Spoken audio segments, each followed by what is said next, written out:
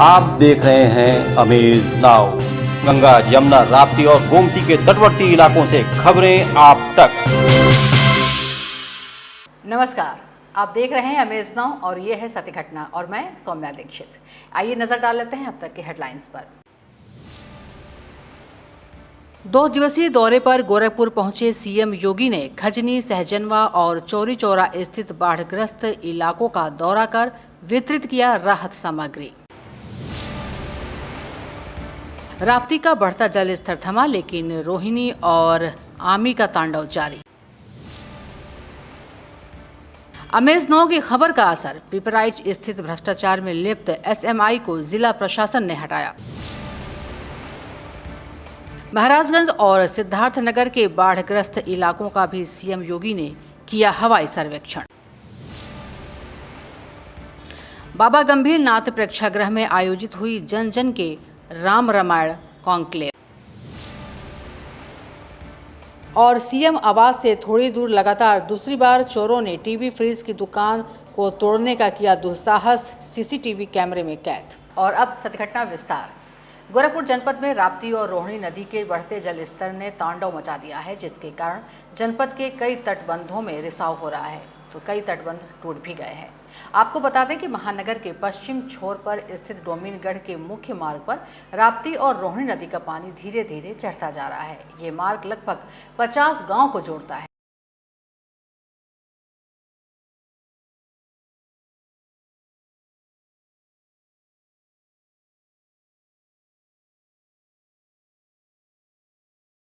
आप इन video footage में देख सकते हैं कि इस मार्ग पर बाढ़ का पानी चढ़ चुका है। बस थोड़ी सी ही सड़क बाकी है, जिससे होकर स्थानीय ग्रामीण अपनी नियमित ज़रूरतें पूरी करने के लिए आ जा रहे हैं। इस इलाके के आसपास का पूरा गांव बाढ़ के पानी से घिर गया है, जिसकी वजह से ग्रामीण बंधुओं पर अपना आशियाना बनाए हुए हैं।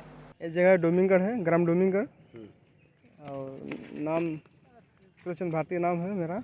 और जो है इस पक्के पे पानी आने से गांव को बहुत समस्या हो रहा, मतलब जो है कितनी आबादी प्रभावित होगी अगर इस ये पूरा डूब जाएगा? लमसम 5,000 आबादी 5,000 के आसपास। 5,000 से ऊपर होगा। ये इतना पानी कब से आया है? ये अभी आया है लमसम 4 दिन हो गया, लमसम 4 दिन से ये पानी 4 दिन से पानी ये पूरा है। तो क्या ये जो बंधा है, ये मुख्य बंधा है? और ये पूरा जाने के लिए इधर पूरा यही मुख्य बंधा है, मुख्य बंधा एक और दूसरा कोई उपाय नहीं है। डोमिनगढ़ है, हमारा नाम अच्छेलाल यादव है। अच्छा, आप लोग बंधे पे आप लोग आ गए हैं, आखिर क्या वजह है? हम लोग का घर पानी में डूब गया है, रास्ता और आने जाने के एक नैया मिली है प्रधान जी की तरफ से, और कोई व्यवस्था नहीं अभी मिला है। आप लोग सड़क के किनारे रह रहे हैं, कितनी दिक्कतें आप लोगों को हो रही है? हम बस पानी दूसरे टोले से भर के ले आ रहे हैं, सब कल वल डूब गया है। गोरखपुर जनपद के पिपराइच में कबाड़ी रोड स्थित एफसीआई गोदाम पर एसएमआई द्वारा बढ़ती जा रही अनियमितता के खिलाफ बीते 27 अगस्त को अमेज नाउ ने प्रमुखता से खबर को दिखाया था, जिसका संज्ञान लेते हुए जिला प्रशासन द्वारा तत्काल एसएमआई विजय कुमार यादव को हटा दिया गया है। आपको बता दें कि एसएमआई विजय कुमार यादव पर कोटेदारों ने घटतौली एवं पल्लेदारी की अवैध वसूली का आरोप लगाया था। वहीं नवागत एसएमआई राजेश कुमार सिंह ने एफसीआई गोदाम पर अपना कार्यभार संभाल लिया है। इस दौरान नवागत एसएमआई ने बताया कि कुछ कोटेदार पिछले एसएमआई के कार्यप्रणाली से असंतुष्ट थे, जिसको देखते हुए हमारी पूरी कोशिश रहेगी कि उनकी शिकायत को दूर किया जाए तथा वितरण प्रणाली को सुचारू रूप से आगे बढ़ाया जाए। क्षेत्रीय विपणन अधिकारी, विपणन शाखा, खाद्य और रसद विभाग। मैं 31 तारीख को यहाँ पर नवनियुक्त हुआ हूँ केंद्र प्रभारी के रूप में,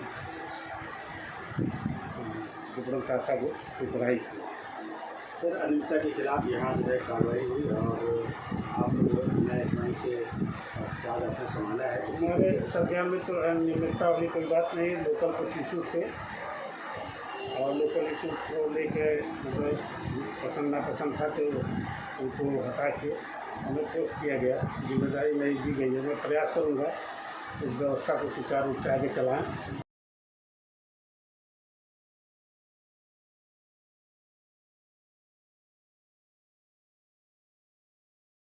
गोरखपुर महानगर में सफाई व्यवस्था, कूड़ा उठाने, नाला एवं नालियों की समुचित सफाई, कीटनाशक दवाओं का छिड़काव, फॉगिंग, सैनिटाइजेशन, वर्षा एवं जल भराव के दृष्टिगत जल भराव स्थल से जल निकासी को सुचारू रूप से संपादित कराने एवं जांच को लेकर नगर आयुक्त अविनाश सिंह की अध्यक्षता में बैठक किया गया।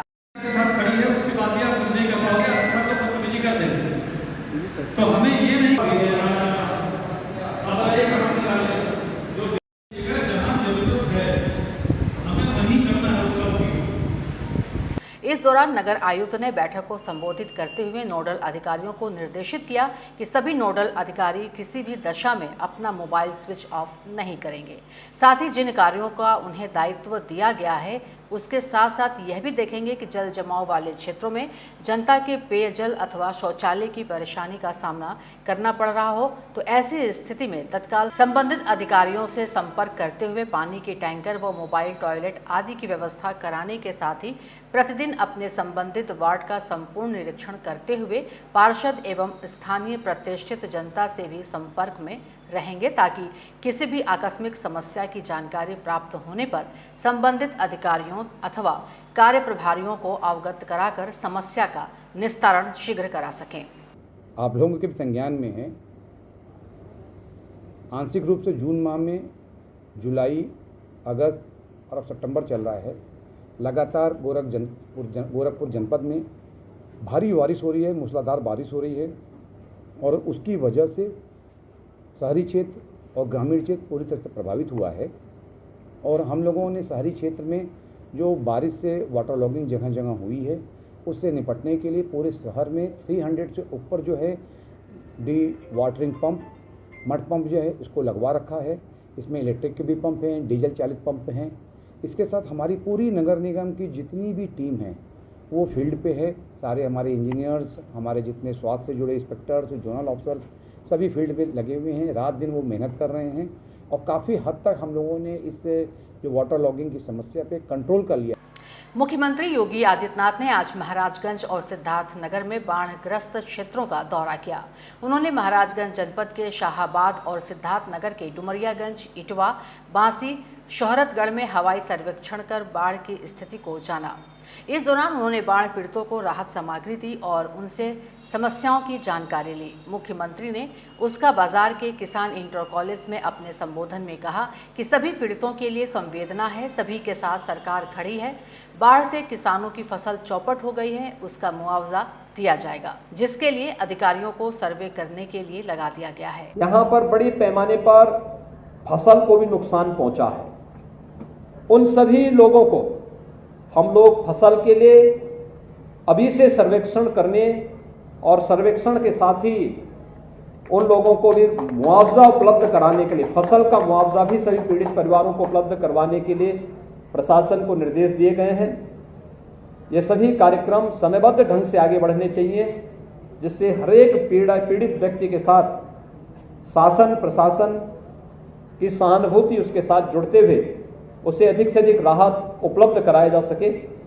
आपको बता दें कि सिद्धार्थनगर जनपद के 200 गांव के 2 लाख आबादी बाढ़ से प्रभावित हुई है।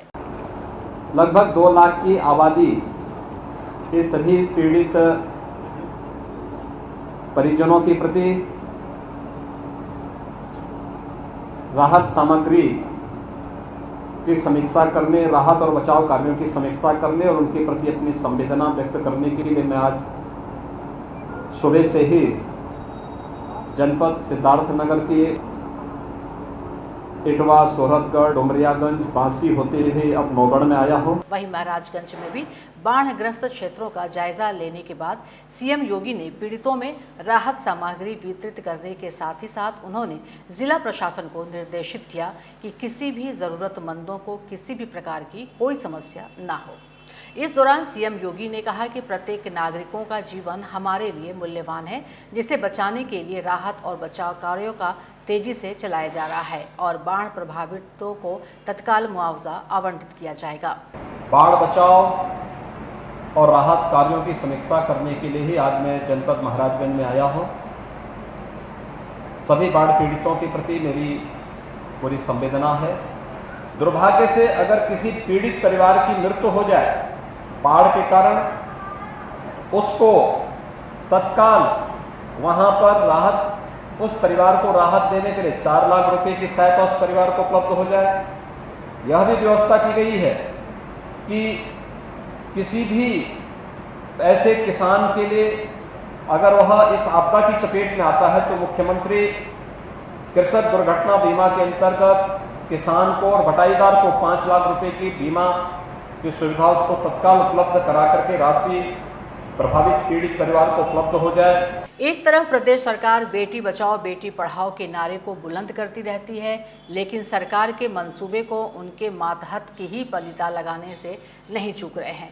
कुछ ऐसा ही मामला गोरखपुर जनपद के चिलवाताल थाना क्षेत्र स्थित मोहरीपुर में देखने को मिला, जहां कुछ आपराधिक किस्म के युवक एक युवती को जबरिया सुनसान इलाके में खींचकर ले जा रहे थे, लेकिन गनीमत यह रही कि उस युवती ने किसी तरह से अपने आप को उन युवकों के चुंगल से छुड़ाकर अपने घर पहुंच अपने परिजनों को अपनी आप बीती सुनाती है। लड़की जा रही थी सोच के लिए, वहाँ पे वो मनबड़ किस्म के आदमी उधर रेलवे लाइन पे सब हमेशा घूमते हैं, हमारे बच्ची का हाथ पकड़ खींचने लगा, मुंह दबा के ले जाके बोगी में ले जाने लगा। जिसके बाद परिजन जब इस घटना का विरोध किए तो उन युवकों ने पूरे परिवार पर हमला बोल दिया, जिससे युवती के पिता का हाथ टूट गया। परिजनों के मुताबिक उन्होंने इस पूरे वाक्य की शिकायत चिलवाताल थाने पर की थी, लेकिन पुलिस ने उन दबंगों के प्रभाव में आकर कोई कार्यवाही न करते हुए उल्टा पीड़ित परिवार को ही गंभीर धाराओं में फंसाकर जेल भेजने की धमकी दे रहे हैं। कौन है? जंगल बेनी माधो नंबर मोहरीपुर से आए हैं, थाना चिलवाताल पड़ता है। क्या दिक्कत हमको सर ये, हमारी वाइफ गाय लेके जा रही थी चराने के लिए, तो हमारे घर के बगल में एक लड़का पैड फेंका था एक लड़की को देने के लिए, तो हमारी वाइफ उस पैड को लात से ऐसे घुसका के देखने लगी, तो लड़का जो फेंका था वो कहीं देख रहा था काली जी के स्थान से बैठ के पीपल के पेड़ के पास से। तो हमारे छोटे लड़के को बोला वो कि मतलब तुम्हारी माँ बहुत गलत काम की है, तो अपने माँ को बोला लड़का, तो ये गई पूछने उससे क्या हम गलत काम किए हैं, तो तुरंत इनको गंदी गंदी गालियाँ देने लगा और मारने के लिए। तो ये हमारा छोटा वाला लड़का जब पहुंचा तो ये 112 नंबर पर कॉल कर दिया, तो पुलिस आई, तब तक वो सब भाग गए। उन सबों को फ़ोन कर दिए कि मतलब ये तुम लोग के खिलाफ़ कार्रवाई करना चाह रहा है, तो वो सब मारने का धमकी देने लगे हमको। तो हम उमा सिंह को अपने फ़ोन किए, तो उमा सिंह दरोगा से बात करके चौकी इंचार्ज का नंबर मांगे, बात किए, तो उसके बाद कहें कि मतलब हमको कंचन सिंह चौहान को थाने भेज दीजिएगा। तो हम गए तो कहें कि ठीक है घबराओ मत, कार्रवाई होगा। उसके बाद हमको संतुष्टि देकर भेज दिए। गोरखपुर जनपद में पुलिस की सक्रियता की कमी की वजह से इन दिनों चोरों के हौसले इतने बुलंद हैं कि वो आए दिन पुलिस के नाक के नीचे वारदात को अंजाम देकर फरार हो जा रहे हैं। आपको बता दें कि अभी बीते 1 सितंबर को बेखौफ चोरों ने गीडा थाना क्षेत्र में एक दुकान के सामने खड़ी ट्रैक्टर ट्रॉली को चोरी कर फरार हो गए थे, जिन्हें अभी तक पुलिस पकड़ नहीं सकी है। एक बार फिर इन बेखौफ चोरों ने जनपद की पुलिस को चुनौती देते हुए आज तड़के गोरखनाथ थाना क्षेत्र के राजेंद्र नगर स्थित वाणी मोबाइल शॉप पर प्रयास किया। हालांकि यहां यह चोर अपने मंसूबों में कामयाब नहीं हो सके, लेकिन इनकी करतूत दुकान के बाहर लगे सीसीटीवी कैमरे में कैद हो गई। सीसीटीवी फुटेज में आप साफ देख सकते हैं कि 2 चोरों ने पहले बाहर लगे लाइट को कटर की सहायता से काट देने के बाद सीसीटीवी कैमरे को भी नुकसान पहुंचाने का प्रयास करते हैं, लेकिन उन्हें मायूसी हाथ लगी। इस घटना की सूचना दुकान मालिक वैभव श्रीवास्तव ने गोरखनाथ थाने की पुलिस को दी, जिसके बाद मौके पर पहुंची पुलिस ने छानबीन शुरू कर दी। आपको बता दें कि 4 माह पूर्व भी चोरों ने इस दुकान में चोरी करने का प्रयास किया था। वैभव श्रीवास्तव है, मैं वाणी मोबाइल का फाउंडर हूँ और अभी कल रात में यानी कि आज सुबह भोर में 4 बजे के करीब एक हमारे यहाँ एक घटना दोबारा हुई है, जो पिछले साल मई में भी एक घटना रिपीट हुई थी और सेम गिरोह ने 1 दर्जन की संख्या में आके पिछले साल भी दिन दहाड़े भोर में 4 बजे के करीब शटर तोड़ने का प्रयास किया था। उसके बाद हम लोगों ने FIR भी कराया था, जो कि SHO साहब और CO साहब के संज्ञान में है। FIR हुआ भी, उसके बाद से कोई कार्रवाई नहीं हुई, कोई चोर पकड़े नहीं गए। हालांकि मुकदमा दर्ज कर लिया गया था और आज सुबह फिर 4 बजे इन्होंने एक दोबारा प्रयास किया है। टीम वही है, सकल उनके अगल बगल के लोगों ने, हमारे यहाँ मेरे हाउस के जो मालिक हैं वीरेंद्र गुप्ता जी, मनोज गुप्ता जी, इन लोगों ने उनका चेहरा देखा भी है और अगर ये किसी कोई संदिग्ध अगर पकड़ा जाता है तो हम लोग उसकी पहचान कर भी लेंगे।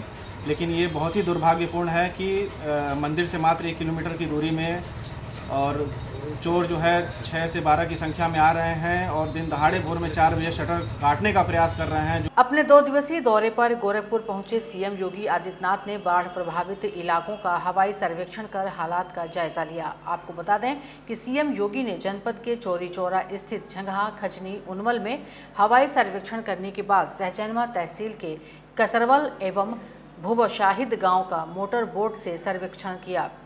इस दौरान सीएम योगी आदित्यनाथ ने बाढ़ पीड़ितों को राहत सामग्री और कपड़े वितरित कर उन्हें यह भरोसा दिलाया कि प्रदेश सरकार उनके साथ है। सीएम योगी आदित्यनाथ ने कहा कि जनपद के 304 गांव बाढ़ से प्रभावित हैं, जहां बचाव कार्य और राहत सामग्री वितरण में 405 नाव के साथ साथ 50 से अधिक स्टीमर लगाए गए हैं। पिछले 15 दिनों से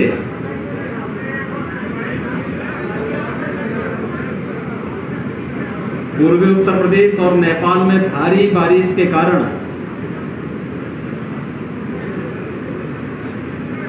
पूर्वी उत्तर प्रदेश के लगभग 15 से अधिक जनपदों में बाढ़ की भीषण विभीषिका देखने को मिल रही है। गोरखपुर जनपद के 304 गांव इस बाढ़ से प्रभावित हैं। इन सब में जनता की सहायता राहत बचाव के लिए 405 नाव और 50 से अधिक स्टीमर लगाई गई हैं। आज स्टीमर की संख्या और बढ़ाई जा रही है। प्रशासन को पहले से स्पष्ट निर्देश दिए गए हैं कि वह बचाव राहत को पूरी प्रतिबद्धता के साथ आगे बढ़ाएं। पर्यटन एवं संस्कृति विभाग द्वारा आज गोरखपुर के तारामंडल स्थित बाबा गंभीरनाथ प्रेक्षागृह में जन जन के राम रामायण कॉन्क्लेव का आयोजन किया गया। कार्यक्रम में मुख्य रूप से नगर विधायक डॉक्टर राधा मोहन दास अग्रवाल मौजूद रहे। इस दौरान वर्चुअल रूप से सांसद रवि किशन भी मौजूद रहे, जबकि मुख्य वक्ता के रूप में अयोध्या से आए महंत मिथिलेश नंदनी शरण महाराज मौजूद रहे। इस मौके पर लोकमानस में राम विषय पर वक्ताओं ने अपने अपने विचार रखे। कार्यक्रम के दौरान उन्होंने कहा कि आज की पीढ़ी में भगवान राम के आदर्शों को जन जन तक पहुंचाना चाहिए। मुझसे कोई सचमुच पूछे कि राम सबसे अधिक किसको मानते रहे होंगे अपने जमाने में, तो मैं कहूंगा कैकेयी को। कैकेयी न रही होती तो राम का रामत्व सिद्ध हुआ होता क्या? भारत सरकार के केंद्रीय वित्त राज्य मंत्री पंकज चौधरी के सम्मान समारोह का आयोजन गोरखपुर नगर निगम के सदन हॉल में किया गया। इस दौरान महापौर सीताराम जायसवाल, उप सभापति ऋषि मोहन वर्मा सहित नगर निगम के पार्षद और कर्मचारियों ने केंद्रीय वित्त राज्य मंत्री पंकज चौधरी का माल्यार्पण कर स्वागत किया। आपको बता दें कि केंद्रीय वित्त राज्य मंत्री पंकज चौधरी नगर निगम कर्मचारी समन्वय समिति के नवनिर्वाचित पदाधिकारी एवं कार्यकारिणी सदस्यों के शपथ ग्रहण समारोह में शिरकत करने आए थे। तो मैं कर्मचारी संघ के अध्यक्ष महोदय को साथ उनके सभी पूरी टीम को बहुत बहुत बधाई देना चाहता हूं और भगवान से प्रार्थना करता हूं कि जिस लिए उन्होंने अभी शपथ लिया है उस कार्यों में अपने कार्यों का कर्तव्य को निर्वहन करें। यूपीडा के मुख्य कार्यपालक एवं अपर मुख्य सचिव गृह अवनीश अवस्थी एक बार फिर पूर्वांचल एक्सप्रेस वे का निरीक्षण करने आजमगढ़ पहुंचे। आपको बता दें कि लखनऊ से आजमगढ़ दौरा करने पहुंचे अवनीश अवस्थी ने पूर्वांचल एक्सप्रेस वे का निरीक्षण किया और बताया कि बारिश होने की वजह से रोड को दुरुस्त कराया जा रहा है। इसके अलावा एक्सप्रेस वे पर सभी जगह बिजली के तार, लाइट, सिग्नल लगाने का कार्य पूर्ण हो चुका है और इसी महीने प्रधानमंत्री नरेंद्र मोदी पूर्वांचल एक्सप्रेस वे का लोकार्पण करने का कार्य करेंगे। देखिए, सड़क तो पूरी लगभग बन गई है। मेन कैरेजवे लगभग पूरा ही तैयार है। मेन कैरेजवे के साथ जो सर्विस रोड है, चूँकि पानी भरा हुआ है, थोड़ा बहुत उसमें काम बाकी है, लेकिन 96-97% काम पूरा हो गया है। हमारा जो हमने आज रोड पर चेक किया है, लगभग 160-170 किलोमीटर तक भी जो है गाड़ियां अगर चलाई जाएं तो जा सकती हैं। तो मतलब स्पीड हम लोग टेस्ट करते हैं हाई स्पीड पर, तो रोड परफेक्ट बनी हुई है। शिक्षक दिवस के मौके पर आज पर्यटन एवं संस्कृति विभाग द्वारा रामचरित्र मानस गान व प्रश्नोत्तरी प्रतियोगिता का आयोजन महानगर के पक्की बाग स्थित सरस्वती शिशु मंदिर में किया गया।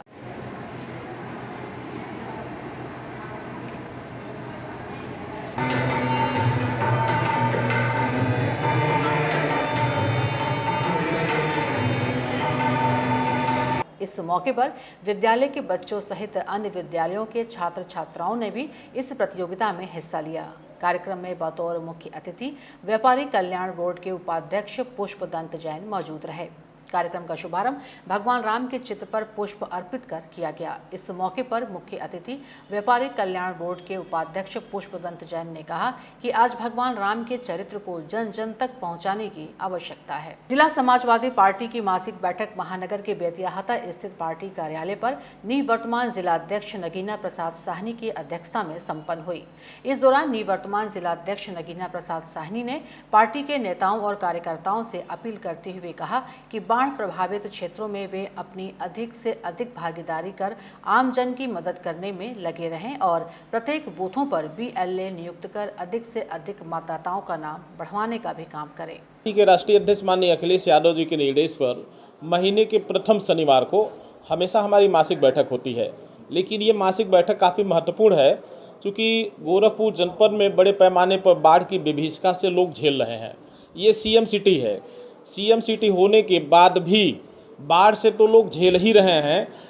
गांव में तमाम जो न तो कहीं राहत सामग्री की व्यवस्था है, न नाव की व्यवस्था कि समाजवादी पार्टी के कार्यकर्ता और नेता जहां जहां हैं वो बड़े पैमाने पर गांव में लोगों के बीच में राहत सामग्री बांटने का काम कर रहे हैं, बंधे को बचाने का काम कर रहे हैं, उसमें मिट्टी गिरवा रहे हैं, बोरी से गिरवा रहे हैं और बंधे की सुरक्षा के लिए लोग रात भर जग रहे हैं। सत्य घटना के आज के इस अंक में बस इतना ही। तेज सटीक ज़्यादा जानकारी को जानने के लिए आप जुड़े रहें अमेज नाउ के फेसबुक पेज, यूट्यूब और वेब पोर्टल से। इसी के साथ सौम्या दीक्षित को दीजिए अनुमति।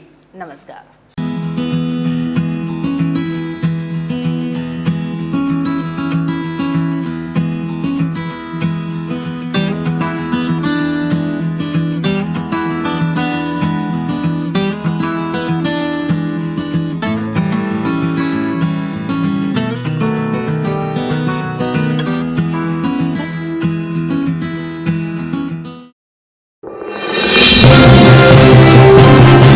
आप देख रहे हैं अमेज नाउ।